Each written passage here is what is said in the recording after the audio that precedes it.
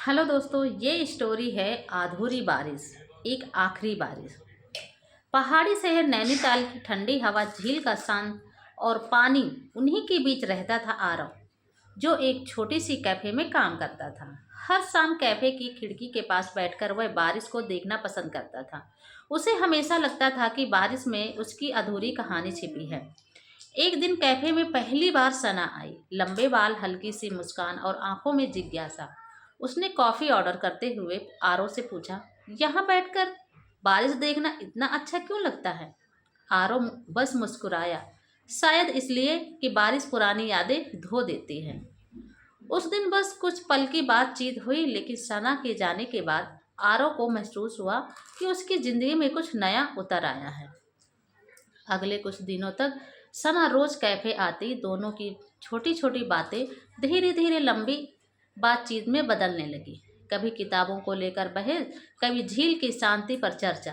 दोनों अनजाने में ही एक दूसरे के बेहद करीब आ रहे थे।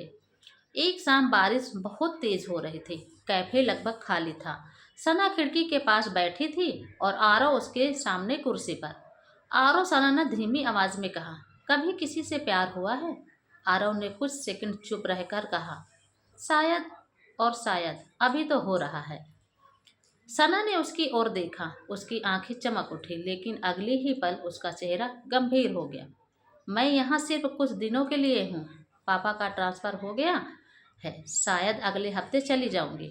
यह सुनकर आरव के दिल में अजीब सा दर्द उठा, लेकिन उसने मुस्कुराकर कहा, कुछ रिश्ते दूरियों से नहीं टूटते सना। वे दोनों बारिश में खड़े होकर देर तक बातें करते रहे। उस रात पहली बार दोनों ने एक दूसरे का हाथ पकड़ा। सना ने कहा, काश यह बारिश रुकती ही नहीं। आरव ने जवाब दिया, ताकि तुम रुको। लेकिन वक्त किसी के लिए नहीं रुकता। कुछ दिन बाद सना जाने वाली थी। आरव कैफे की छत पर खड़ा बारिश को देख रहा था।